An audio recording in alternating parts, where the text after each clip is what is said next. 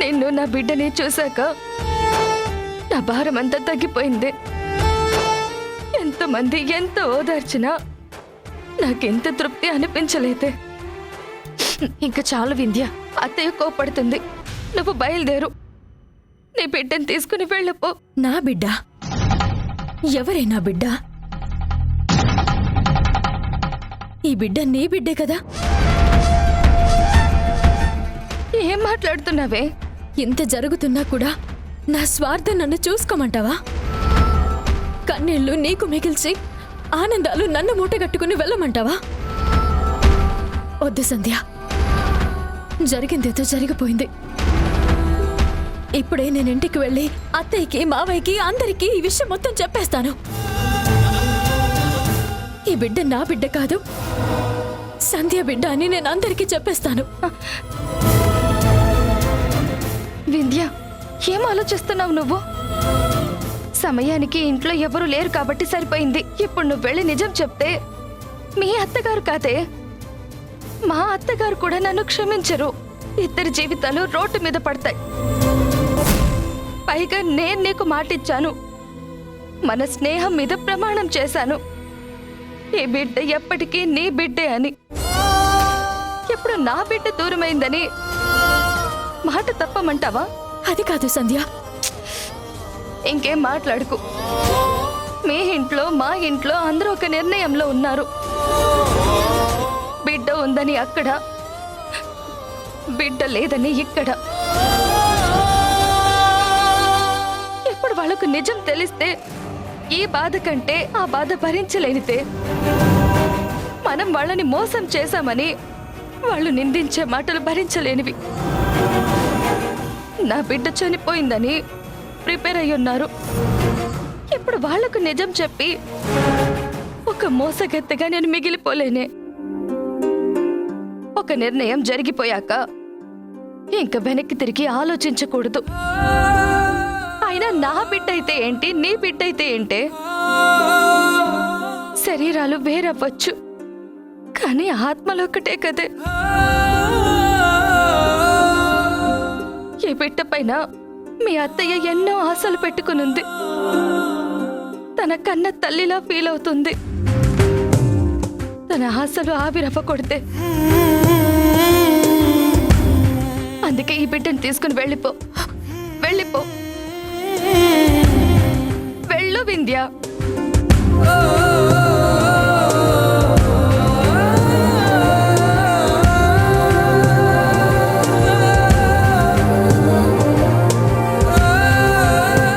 సంధ్య, అవసరాలు తీరిపోయాక అమ్మ నాన్నలని రోడ్డు పైన పడేసిన వాళ్ళున్నారు.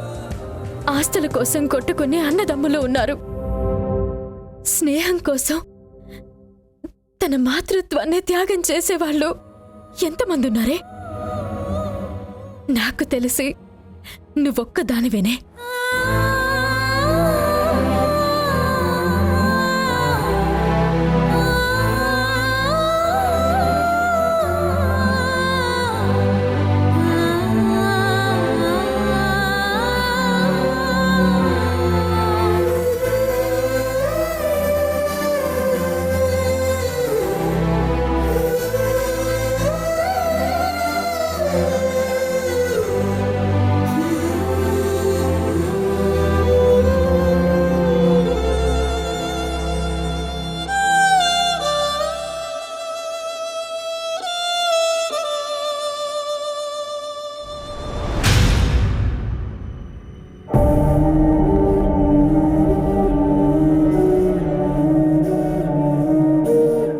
వదిలేవాణి. వింధ్య చిన్నపిల్ల. మన పద్ధతులు పట్టింపులు తనకు తెలియవు. కోడల్ని బాధ పెట్టొద్దు ప్లీజ్.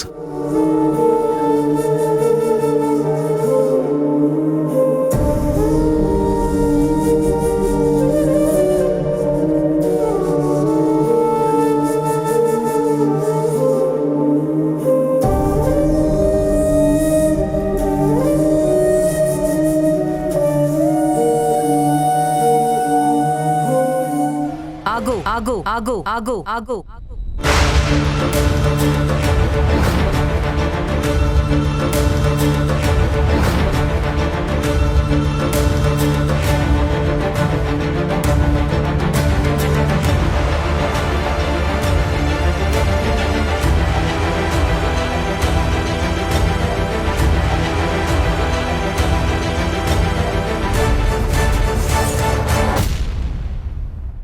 చావు ఇంటి నుంచి ఇంట్లోకొచ్చేటప్పుడు స్నానం చేసి ఇంట్లోకి అడుగు పెట్టాలి కదా.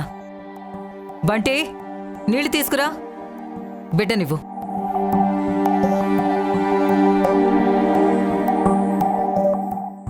తీసుకోండి. పద.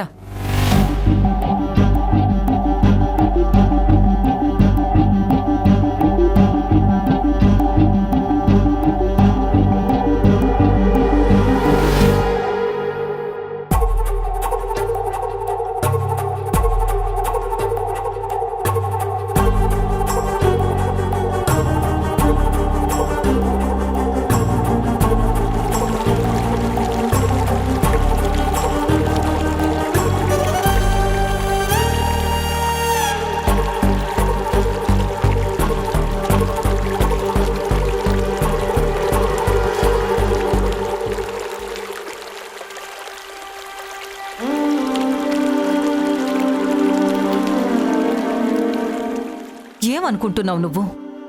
నా మాట కంటే నీకా సంధ్య స్నేహమే ఎక్కువ అంటావా? చూడు, ఇప్పుడు నువ్వు అంటే నువ్వొక్కదానివే కాదు, నా బిడ్డకి భార్యవి, ఈ ఇంటి కోడలివి, నీ బిడ్డకు తల్లివి. కుటుంబం అంటే పద్ధతులు, పట్టింపులు ఉంటాయి. ముందు వెనక ఆలోచించకుండా, ఎంత చెప్పినా వినకుండా ఆ చావింటికి వెళ్ళావు. ఇప్పుడు మైల పడిందే కాక నీ కూతురికి మైల అంటుకునేలా చేశావు. నీకంటే బుద్ధి లేదు. కనీసం ఆ సంధ్యకైనా ఉండాలి కదా. చూడు, సంధ్యకు జరిగిన దానికి నేను బాధపడుతున్నాను. సంధ్య అంటే నాకసలు కోపమే లేదు. కానీ నువ్వు సంధ్య కోసం చేస్తున్న ఈ పనుల వల్లే రోజు రోజుకి నాకు నీ మీద కోపం పెరుగుతుంది. నెలలు నిండిన అమ్మాయిని పొలిమేర దాటించొద్దు అన్నాను, కాని దాటించింది నీ ఫ్రెండు. పురుడు పోసుకున్న అమ్మాయిని గడప దాటొద్దు అని చెప్పాను, కాని నా మాటను కూడా జవదాటేలా చేసింది నీ ఫ్రెండు. చివరికి నీ స్నేహం వల్ల పసిపిల్లలకు కూడా అరిష్టం దాపురించే పరిస్థితి వస్తుంటే మౌనంగా కూర్చోవాలా? ఇప్పుడు చెప్తున్నాను విను. దురదృష్టవంతురాలైన సంధ్య నీడ నా మనవరాలిపైన పడ్డానికి వీల్లేదు. చెడు జరిగిన ఆ ఇంట్లో శవం ఎత్తుకున్న ఆ చేతులతో నా మనవరాల్ని ముట్టుకోకూడదు, నా మనవరాల్ని తాకకూడదు. ఇలా నేనే కాదు, కొడుకు కోడలు సంతోషంగా ఉండాలని కుటుంబం గురించి ఆలోచించే ఏ తల్లైనా నాలాగే ఆలోచిస్తుంది. నీకు మళ్ళీ చెప్తున్నాను, కడుపు కోతకు గురైన సంధ్య స్పర్శ నా మనవరాల్ని తాకకూడదు. నేను నీ బిడ్డ క్షేమం కోరి చెప్తున్నాను, అర్థం చేసుకో.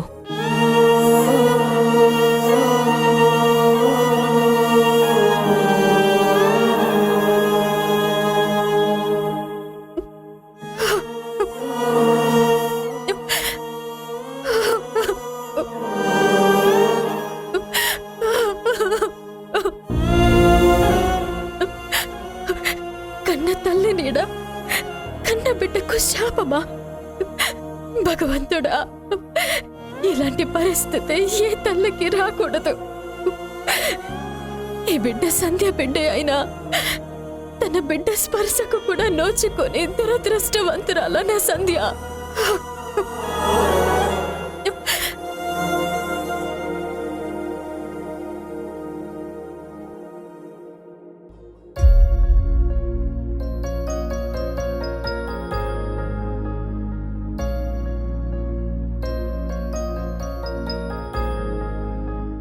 అమ్మా, మీరనుకుంటున్న రోజున మంచి ముహూర్తం ఉంది. బారసాల బ్రహ్మాండంగా జరిపించొచ్చు. సంతోషం పంతులు గారు, అన్ని ఏర్పాట్లు మీరే చూసుకోండి.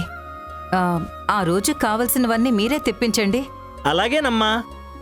పంతులు గారికి దక్షిణ ఇవ్వండి. ఇదిగోండి పంతులు గారు.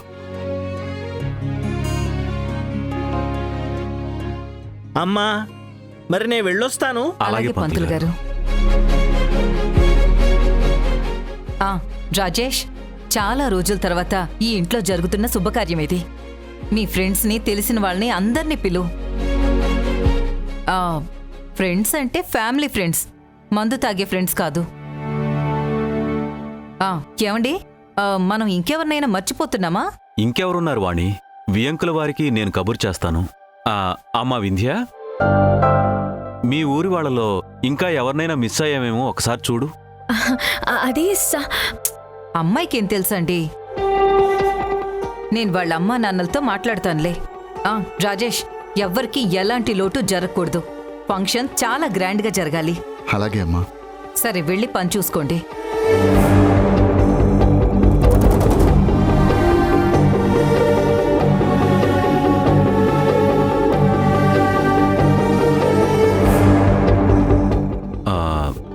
ఏంటమ్మా అలా ఉన్నావు? మావయ్య గారు, బారసాలకి అందరినీ పిలుస్తున్నారు కానీ సంధ్య గురించి మాత్రం మాట్లాడట్లేదు. సంధ్య లేకుండా ఈ బారసాల నేను హ్యాపీగా ఉండలేను మావయ్య గారు. సంధ్య ఈ బారసాలకు రాదని ఎవరన్నారమ్మా? నీ ఫ్రెండ్ లేకుండా ఈ ఫంక్షన్ జరుగుతుందని ఎలా అనుకున్నావు? నువ్వే స్వయంగా వెళ్ళి సంధ్యను ఇన్వైట్ చెయ్యి. థ్యాంక్ యూ మావయ్య గారు. మరి అత్తయ్య గారు? అబ్బా, అదంతా నేను చూసుకుంటాను కదమ్మా. నీ సంతోషాన్ని ఈ ఇంట్లో ఎవరు కాదంటారు చెప్పు? నువ్వు వెంటనే వెళ్ళి సంజయ్ని ఇన్వైట్ చెయ్యి.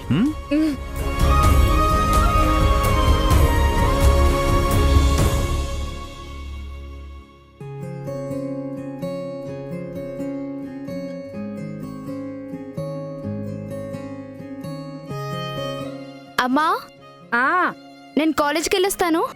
అలాగే, జాగ్రత్త.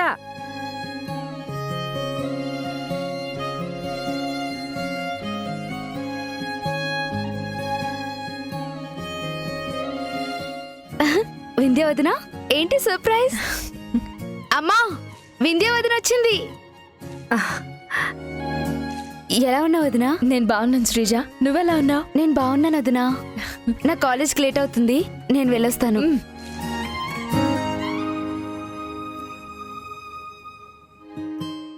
ఏమ్మా వింధ్య, బాగున్నావా? బాగున్నాను అత్తయ్య. పాప ఎలా ఉంది? చాలా బాగుంది అత్తయ్య. సంధ్య ఎక్కడుంది అత్తయ్య? లోపలుందమ్మా.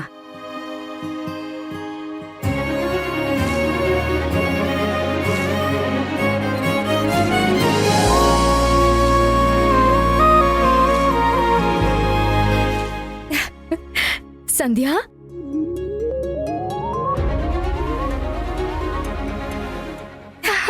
వింధ్య,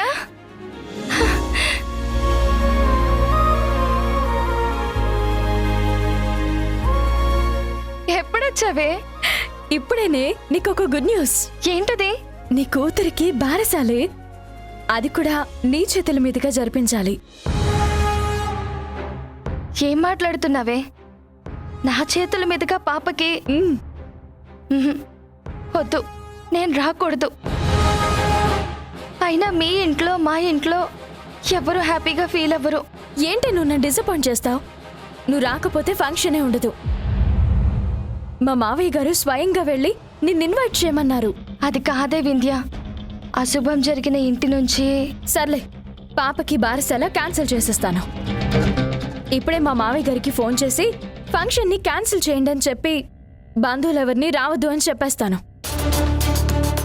అబ్బా ఆగవే. వింధ్య, కాఫీ తీసుకోమ్మా. ఏంటమ్మా, ఫ్రెండ్స్ ఇద్దరు సీరియస్గా ఆలోచిస్తున్నారు? మీరైనా చెప్పండి అత్తయ్య, మా ఇంట్లో మొదటి శుభకార్యం. తను ఉండాలా లేదా? తను లేకుండా ఫంక్షన్ జరగదు. అరే, మా మావయ్య స్వయంగా పంపించారు, మాకే అభ్యంతరము లేదంటే వినదేంటి? అంతగా అడుగుతుంది కదమ్మా, వెళ్ళిరా. లేదంటే వింజ బాధపడుతుంది. సూపర్ అత్తయ్య. సంధ్య, నువ్వు ఈ ఫంక్షన్కి ఖచ్చితంగా వస్తున్నావు. బాయ్. ఓకే వింధ్య,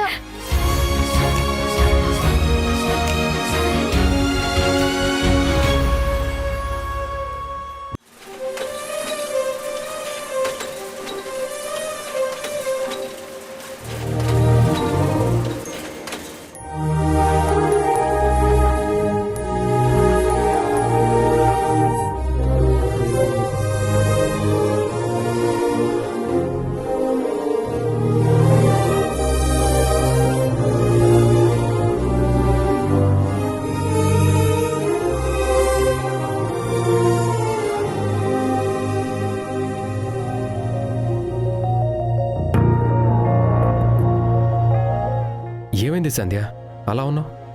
ఏమండి, ఇందాక వింధ్య వచ్చి తన కూతురు బారసాలకి పిలిచింది. అత్తయ్య గారేమో ఆలోచించకుండా సరే అనేశారు.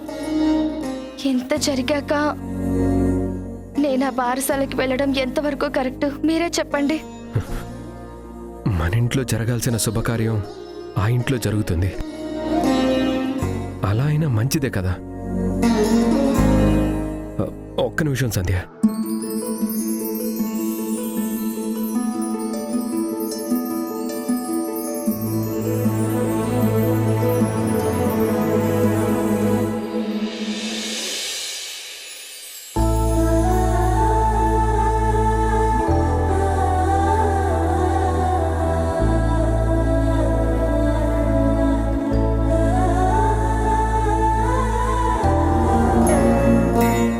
సంధ్య,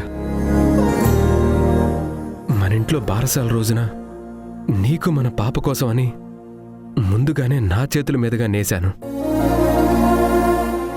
మనకెలాగో అదృష్టం లేదు. వింధ్యకైనా ఇవ్వు సంధ్య.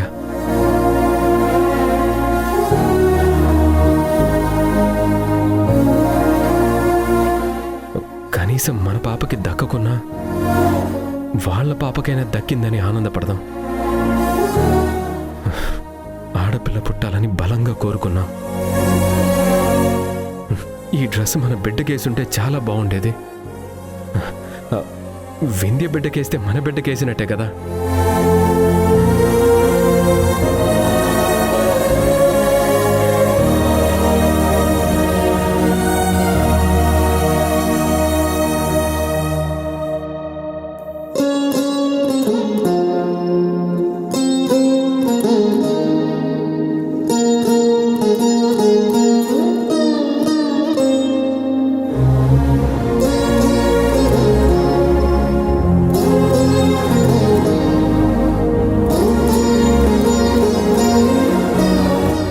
శరీరాలు వేరవ్వచ్చు, కానీ ఆత్మలు ఒకటే కదే. ఏంటి చింతల్లి అలా చూస్తున్నావు? అమ్మేంటి ఇంత ఆనందంగా ఉందనా? రేపు నీ బారసాల కదా. రేపు నిన్ను మీ అమ్మ చేతుల మీదుగానే ఉయ్యాలలో పడుకోబెట్టిస్తాను. సంధ్య చేతనే నీకు పేరు పెట్టిస్తాను. నీకు పేరు పెట్టే హక్కు కన్న తల్లిగా మీ అమ్మకే, అదే సంధ్యకి మాత్రమే ఉంది.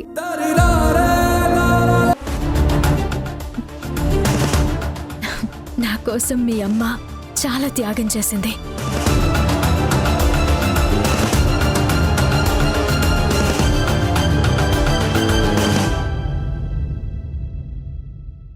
ఇది పాప కోసం ఆయన చేతుల మీదుగా నేసిన డ్రెస్. ఎంత బాగుందో.